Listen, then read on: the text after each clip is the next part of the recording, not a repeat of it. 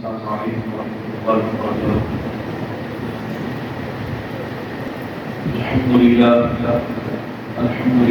نحمده ونستعينه ونستغفره ونؤمن به ونتوكل عليه ونعوذ بالله من شرور أنفسنا ومن سيئات أعمالنا. من يهده الله فلا مضل له ومن يضلل فلا هادي له. وأشهد أن لا إله إلا الله وحده لا شريك له وأشهد أن محمدا عبده ورسوله. أما بعد فإن خير الحديث كتاب الله وخير الهدي هدي محمد صلى الله تعالى عليه وسلم وشر الأمور محدثاتها وكل محدثة بدعة وكل بدعة ضلالة وكل ضلالة في النار. اللهم صل على محمد وعلى آل محمد كما صليت على إبراهيم وعلى آل إبراهيم إنك حميد مجيد. اللهم بارك على محمد وعلى آل محمد كما باركت على إبراهيم وعلى آل إبراهيم إنك حميد مجيد. رب اشرح لي صدري ويسر لي أمري واحلل عقدة من لساني يفقهوا قولي. رب زدني علما. اللهم انفعنا بما علمتنا وعلمنا ما ينفعنا وزدنا علما. أما بعد فأعوذ بالله من الشيطان الرجيم من همزه ونفخه ونفسه. بسم الله الرحمن الرحيم. إنما المؤمنون إخوة فأصلحوا بين أخويكم واتقوا الله لعلكم ترحمون.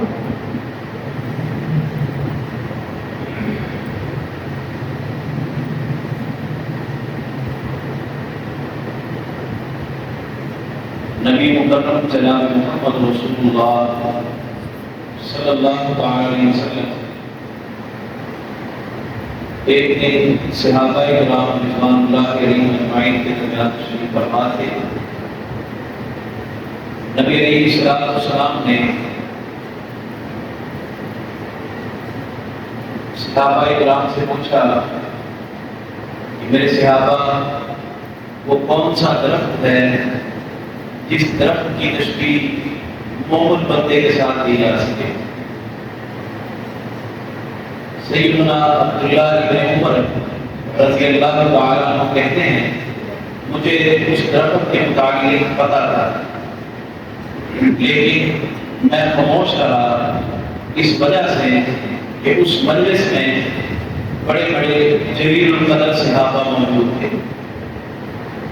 یہاں سے ایک مسئلہ تو یہ سمجھ آیا کہ جب اہل علم موجود ہوں کوئی سائل سوال کرے تو کوشش کرنی چاہیے کہ اس کا جواب اہل علم بندہ دے جو مجھ سے زیادہ علم رکھنے والا. ہمارے یہاں ہوتا یوں ہے ایک شخص نے سوال کیا تو جس سے سوال کیا جاتا ہے اس سے پہلے کئی لوگ اس کا جواب دینے کے لیے تیار بلکہ جواب دے دیتے یہ مسئلہ ایسے ہے یہ ایسے ہے یہ ایسے. اللہ کے بندے آپ سے تو پوچھے گی یہ تو سوال کسی اور سے کیا جاتا ہے. تو اس مجلس میں بڑے بڑے دلیل قدر صحابہ موجود تھے. عبداللہ ابن عمر کہتے ہیں کہ میں اس لیے خاموش رہا کہ یہاں بڑے بڑے دلیل قدر صحابہ موجود ہیں. تو اہل علم کی موجودگی کے اندر اگر کوئی بندہ کسی بات پر خاموش ہو جائے تو یہ فائدے مند بات ہے. یہ کوئی میں سمجھتا ہوں کہ عام بات نہیں. بہرحال سیدنا عمر رضی اللہ تعالیٰ عنہ کہتے ہیں عبداللہ اگر تو بتا دیتا تو مجھے خوشی بڑی ہوئی. اللہ کے نبی صلی اللہ علیہ وسلم نے پوچھا اور میرے بیٹے نے اس کا جواب دیا. بہرحال اللہ کے رسول صلی اللہ علیہ وسلم خود ہی ارشاد فرماتے ہیں کہ یہ درخت کھجور کا درخت ہے.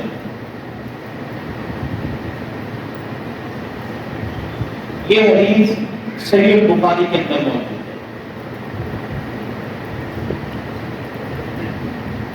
کھجور کے درخت کے چند وصف بیان کیے بہت تفصیل ہے.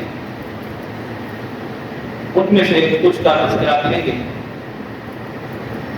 پہلا وصف یہ بیان کیا کہ کھجور کا جو درخت ہے اس کی جڑ مضبوط ہوتی ہے. کھجور کے درخت کی جڑ مضبوط ہوتی ہے. مومن بندے کا عقیدہ مضبوط ہونا چاہیے. عقیدے کے اندر کوئی کمپرومائز نہیں ہونا چاہیے. کمیاں کوتاہیاں انسان کی بے شمار ہوتی ہیں، لیکن جب عقیدہ توحید موجود ہو، نبی مکرم جناب محمد رسول اللہ صلی اللہ علیہ وسلم کی ایک روایت صحیح مسلم کے اندر موجود ہے. نبی اسلام نے فرمایا کہ جس شخص کو اللہ نے عقیدہ توحید نصیب کر دیا اسے اللہ نے جہنم سے دور کر دیا.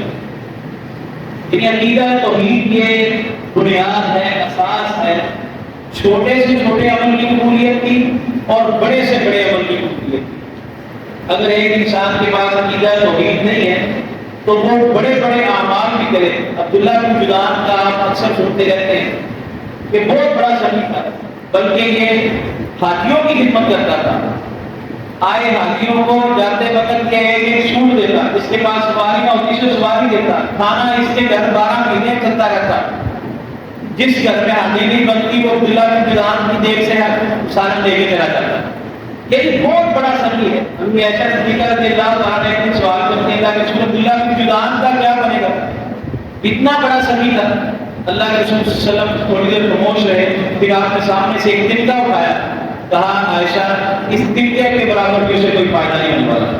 وجہ کیا ہے؟ وجہ یہ ہے کہ اس شخص کے پاس عقیدہ توحید نہیں ہے. یہ اس روایت کی آپ اس کو مکمل پڑھیں گے، میں اس تفصیل میں نہیں جانا چاہتا، پھر جو بات کرنی ہے وہ پیچھے رہ جائے گی. تو عقیدہ توحید یہ بنیاد ہے نیکی کی قبولیت کی. تو کھجور کا درخت اس کی جڑ مضبوط ہے. مومن بندے کا عقیدہ مضبوط ہونا چاہیے، عقیدے پہ کوئی کمپرومائز نہیں ہونا چاہیے.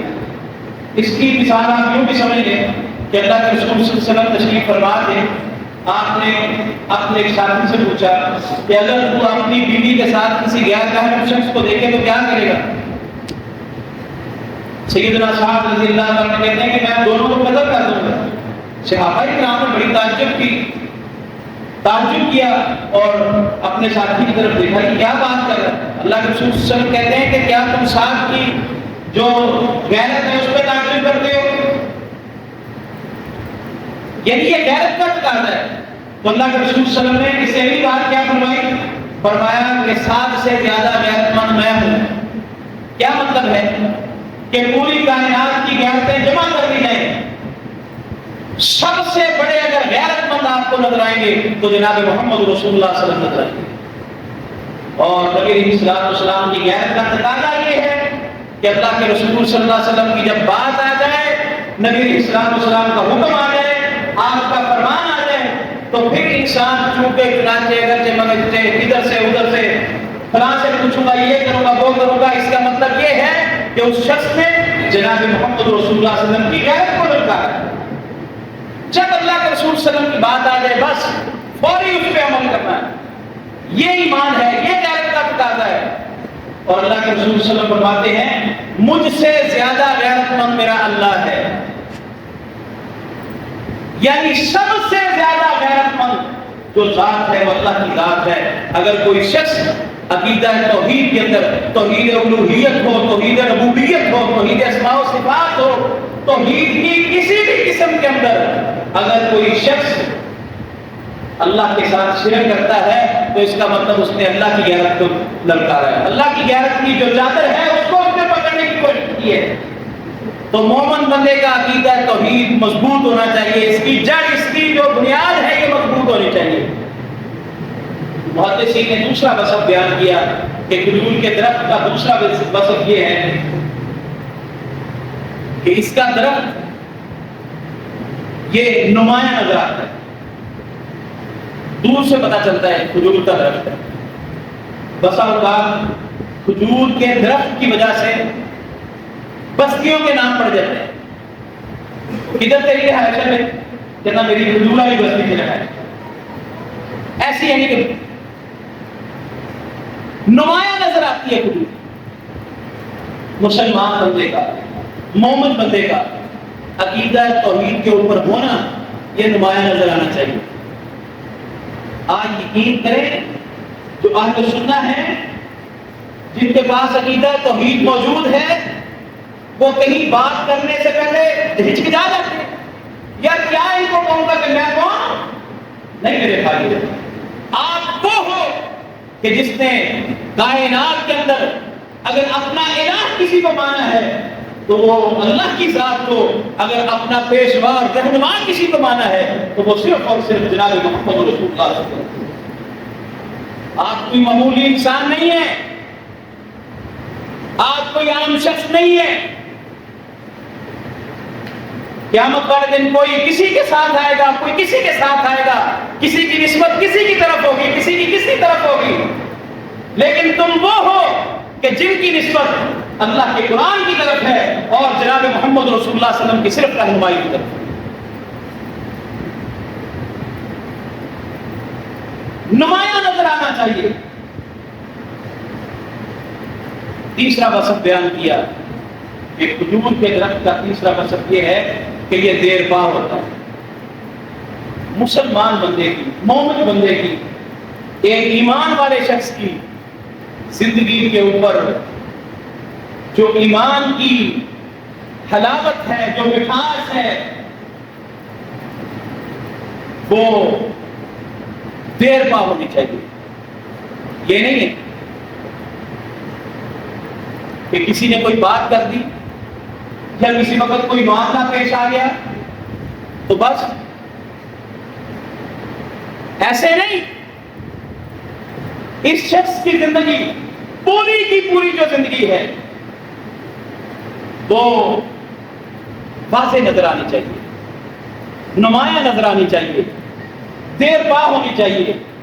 یہ نمازی ہے، مستقل نمازی ہے، یہ صدقات و خیرات کرنے والا ہے، مستقل طور پہ ہے، یہ زکوٰۃ ادا کرتا ہے، مستقل طور پہ کرتا ہے، یہ دیگر احکام جو دین اسلام کے ہیں ان کی پیروی کرتا ہے تو مستقل کرتا ہے۔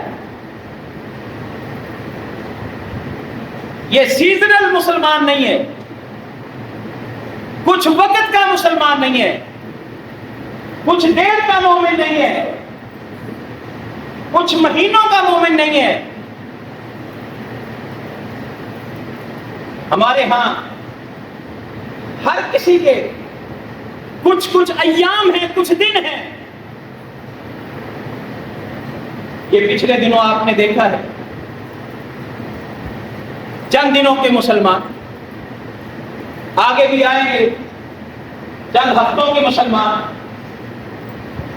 کوئی کتنی دیر کا، کوئی کتنی دیر کا، لیکن جو مسلمان ہے وہ مستقل مسلمان ہے، جو ایمان والا ہے وہ مستقل ایمان والا ہے، اس کی پوری زندگی ایمان والی ہے۔ آپ کچھ دنوں میں چھوڑ دیتے ہیں، یہ جی رمضان کا مہینہ آ گیا، ہم نے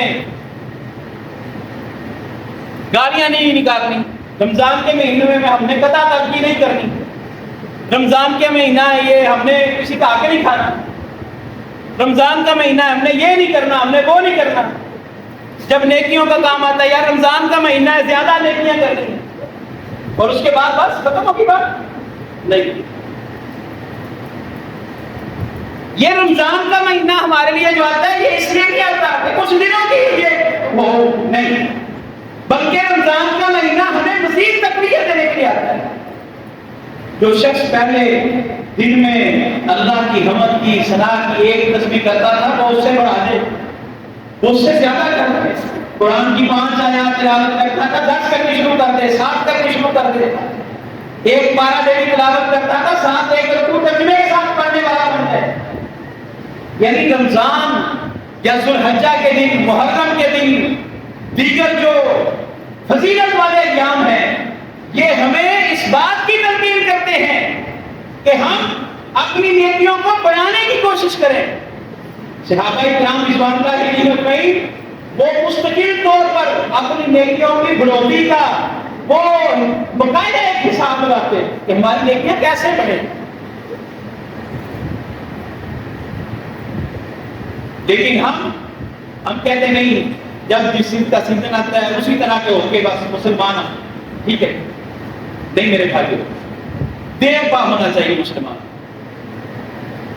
شروع سے لے کر آخری سانس تک نظر آنا چاہیے یہ کہ مسلمان ہے، یہ قرآن و سنت کا پابند انسان ہے، یہ دین اسلام کو ماننے والا انسان ہے، دین اسلام کے مطابق زندگی گزارنے والا انسان ہے۔ چوتھا مقصد بیان کیا کہ کھجور کے درخت کا چوتھا مقصد یہ ہے کہ اس کے پتے بڑے مضبوط ہوتے ہیں۔ آپ لوگوں نے دیکھا ہوگا ایک وقت آتا ہے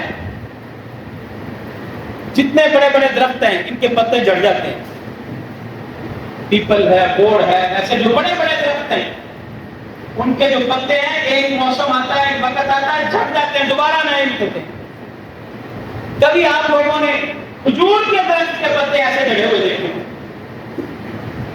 کبھی نہیں دیکھا۔ اور میں اکثر کہا کرتا ہوں کہ آپ کھجور کے درخت سے ایک شاخ کو، ایک ٹہنی کو اتاریں، کاٹ لیں، کاٹ کر زمین پر پھینک دیں، اس کو سوکھ جائے، سوکھنے کے بعد آپ اس کو جھاڑیں، پتے پھر بھی جھڑتے ہیں۔ مسلمان کا آپس میں تعلق اتنا مضبوط ہونا چاہیے کہ یہ ایسے ہی باتوں باتوں میں جھڑنے والا نہ ہو۔ ہمارے یہاں کیا ہوتا ہے، وہ تیرے متعلق فلاں یہ کہتا تھا، انہوں نے کہا ویکھیا جڑا ہوا جی میں تینوں جاننا، کسی نے تو ایسے بات کر دی وہ اس کا پورا کچا چٹا کھول کے رکھ دیتا ہے، پوری زندگی اس کی، اور یہ اس طرح کا تھا، یہ اس طرح کا تھا، یہ تھا، یہ تھا، یہ تھا، بس برباد کرتے ہیں۔ مسلمان کا جو آپس میں تعلق ہے کوئی سطحی تعلق ہوتا ہے، کوئی ایسا پکڑ کر کے لا کے تعلق کھڑا کرایا ہوا ہے نہیں۔ مومن کا جو آپس کے اندر تعلق ہے، دنیا کے جتنے بھی جھگڑ آ جائیں، جتنی بھی اندھیریاں آ جائیں، جتنی بھی باتیں ہو جائیں، مسلمان کا تعلق آپس میں وہ، اس میں بگاڑ نہیں آنا چاہیے، اس میں کوئی فرق نہیں آنا چاہیے۔ ہمارے ہاں یقین کریں حاسد لوگ، شریر قسم کے لوگ ایک بات کرتے ہیں حقیقی بھائی کے مطابق، ایک بات وہ تیرا بھائی کہنے کہنا کیونکہ اچھا کر لینا میرا، چلو جی ختم ہو گئی۔ تیری بہن نے یوں کہا تھا، چلو رشتے بھی ٹوٹ گئے، تعلق بھی ٹوٹ گیا، ہر چیز ختم ہو گئی۔ اور ہم پوچھ لیں ہمارے جیسا اہل حدیث کوئی نہیں ہے، اہل سنت کوئی نہیں ہے۔ نبی مکرم جناب محمد رسول اللہ صلی اللہ علیہ وسلم نے ارشاد فرمایا، جو شخص 3 دن سے زیادہ قطع تعلق رکھے، 3 دن سے زیادہ اپنے مسلمان بھائی سے 3 دن سے زیادہ قطع تعلق رکھے، 3 دن کے بعد اس کی کوئی نیکی اللہ کے ہاں نہیں جاتی۔ میں اہل حدیث ہوں، میں اہل سنہ ہوں، مسلمان ہوں، مومن ہوں، نبی علیہ الصلوۃ والسلام کی حرمت پر جان دینے والا ہوں، قرآن پر جان قربان کرنے والا ہوں، نبی علیہ الصلوۃ والسلام کے فرمان پر جان قربان کرنے والا ہوں۔ جب بات ماننے کی آتی ہے تو پھر میں کیا کرتا ہوں، تو کر صاحب تو پتہ ہی نہیں اس کا، تو مولوی صاحب تو ہٹی کہڑی گل ہے، ساڈے مسائل اس طرح۔ نبی علیہ الصلوۃ والسلام نے فرمایا سوموار اور جمعرات والے دن اللہ کے یہاں اعمال پیش کیے جاتے ہیں، اور جو شخص 3 دن سے زیادہ قطع تعلق رکھے اس کے اعمال اللہ کے یہاں پیش نہیں کیے جاتے ہیں۔ میں ایک سوال کرنا چاہتا ہوں بڑی معذرت کے ساتھ، انتہائی معذرت کے ساتھ، آپ مجھے بتلائیں کہ میں اپنی بہن سے نہیں بولتا، میری اپنے بھائی سے قطع تعلق کی ہے، میری اپنے رشتہ دار سے قطع تعلق کی ہے، میرے اپنے اہل محلہ سے قطع تعلق کی ہے، اور اس قطع تعلقی کو 3 دن سے زیادہ گزر چکے ہیں۔ اب میں نمازیں بھی پڑھ رہا ہوں تو اللہ کے رسول صلی اللہ علیہ وسلم فرماتے ہیں کہ اس کے نیک اعمال کو اللہ کے ہاں پیش کیا جاتا۔ مجھے بتلاؤ کہ میری نمازیں کچھ فائدہ دیں گی مجھ کو؟ میں صدقات و خیرات دینے والا ہوں، میری صدقات و خیرات اللہ کے ہاں پیش ہوگی؟ میں زکات کا پابند ہوں، میری زکات مجھے فائدہ دے گی؟ میں حج کرنے جا رہا ہوں، میں عمرہ کرنے جا رہا ہوں، عمرہ کر کے آیا ہوں، حج کر کے آیا ہوں، کتنی بڑی بڑی نیکیاں ہیں، اگر میں قطع تعلقی بھی ساتھ رکھتا ہوں تو آپ مجھے بتاؤ کہ اللہ کے ہاں جب میرے نیک اعمال پیش ہی نہیں کیے جائیں گے، وجہ کس سے لینا ہے؟ نہیں بات کو سمجھے کہ جب میری نیکی اللہ کے ہاں پیش ہی نہیں کی جائے گی تو پھر اس کا اجر کہاں سے ملے گا مجھے؟ یہ سوچنے کی نہیں، پورا سوچنے کی بات ہے میرے بھائیوں۔ میں عرض کر رہا ہوں کہ مسلمان کا جو تعلق ہے یہ سطحی تعلق نہیں ہوتا، ایسی باتوں میں آ کے، ایسے ہی تھوڑی بہت اونچ نیچ میں آ کے یہ ڈھونڈنے والا نہیں ہوتا، بلکہ جیسے میں نے کہا کہ اس کی شاخ کو آپ کاٹ دو اور وہ سوکھنے کے بعد بھی اس کو جھاڑو، وہ پتے نہیں گرتے۔ کیا مطلب ہے اس کا؟ ایک مسلمان آپ سے بچھڑ کر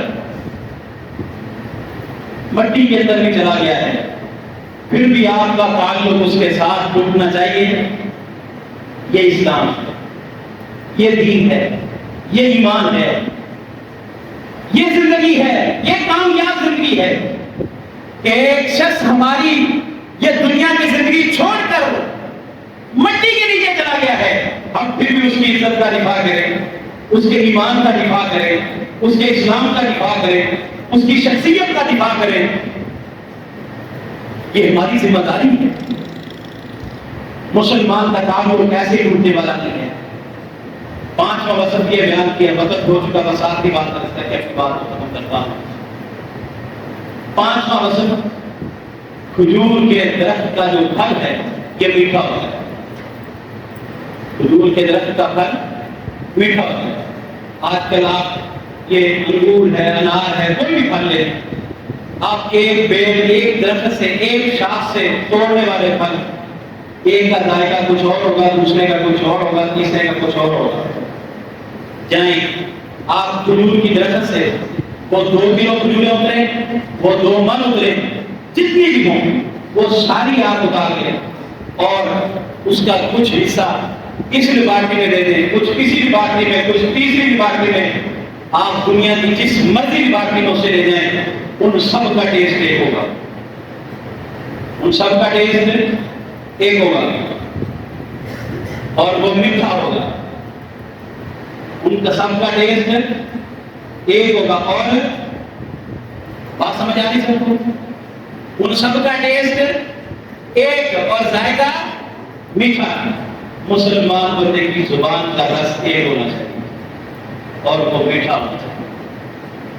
ہمارے یہاں کیا ہوتا ہے، جب ہم گھر میں ہیں تب ہماری زبان کا ٹیسٹ اور ہے، مسجد میں آ گئے ہماری زبان کا ٹیسٹ اور ہے، دوستوں میں بیٹھے ہماری زبان کا ٹیسٹ اور ہے، جب ہم اپنے ملازموں کے ساتھ ہیں ہماری زبان کا ٹیسٹ اور ہے، جب ہم اپنے سے بڑوں کے ساتھ ہیں تو ہماری زبان کا ٹیسٹ اور ہے، جب ہم اپنوں سے چھوٹوں کے ساتھ ہیں ہماری زبان کا ٹیسٹ اور ہے، اور جب ہم اپنے رشتہ داروں میں ہیں ہماری زبان کا ٹیسٹ اور ہے، اور کہیں میٹھا ہے، کہیں پھیکا ہے، کہیں ترش ہے، کہیں بہت میٹھا ہے۔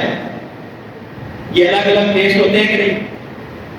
اس کی تفصیل میں جاؤں تو بات بہت دور نکل جائے گی۔ حضرات مختصر یہ ہے کہ ہر وقت زبان کا ٹیسٹ ایک ہو اور وہ میٹھا ہو، یہ مسلمان کی زبان ہے، یہ مسلمان کا تعلق ہے۔ اسی طرح نبی کرم جناب محمد رسول اللہ صلی اللہ علیہ وسلم نے ایسے ہی کہہ دیا کہ کھجور کے درخت کے ساتھ ایک مومن بندے کی تشبیہ ہے۔ میرے بھائیوں، نبی علیہ السلام کے اخلاق کے متعلق امی عائشہ صدیقہ رضی اللہ عنہا سے سوال کیا گیا، کہا کہ اللہ کے رسول صلی اللہ علیہ وسلم کا اخلاق کیا ہے؟ کہا آپ تم قرآن کی تلاوت نہیں کرتے، ایمان کرتے ہیں، کہا تمہیں کا پورا قرآن اللہ کے نبی کا اخلاق پیش کرتا ہے۔ کیا مطلب ہے کہ نبی علیہ السلام اخلاق میں بھی پوری کائنات میں عظیم ہے، اور انک لعلی خلق عظیم۔ ہمیں بھی اپنے اخلاق کو بہتر کرنا چاہیے، ہمیں کوشش کرنی چاہیے کہ یہ جو چند اوصاف میں نے بیان کیے ہیں اللہ تعالیٰ ہمیں اپنے اندر ان کو پیدا کرنے کی توفیق عنایت فرمائے۔ الحمدللہ نحمدہ ونستعینہ ونستغفرہ ونؤمن به ونتوکل علیہ ونعوذ باللہ من شرور انفسنا ومن سیئات اعمالنا من يهده الله فلا مضل له ومن يضلل فلا هادي له واشهد ان لا اله الا الله وحده لا شريك له واشهد ان محمدا عبده ورسوله۔ أما بعد فإن خير الحديث كتاب الله وخير الهدي هدي محمد صلى الله تعالى عليه وسلم وشر الأمور محدثاتها وكل محدثة بدعة وكل بدعة ضلالة وكل ضلالة في النار. اللهم صل على محمد وعلى آل محمد كما صليت على إبراهيم وعلى آل إبراهيم إنك حميد مجيد. اللهم بارك على محمد وعلى آل محمد كما باركت على إبراهيم وعلى آل إبراهيم إنك حميد مجيد. أعوذ بالله من الشيطان الرجيم من همزه ونفخه ونفسه. بسم الله الرحمن الرحيم. إنما المؤمنون إخوة فأصلحوا بين أخويكم واتقوا الله لعلكم ترحمون. سبحان ربك رب العزة عما يصفون وسلام على المرسلين والحمد لله.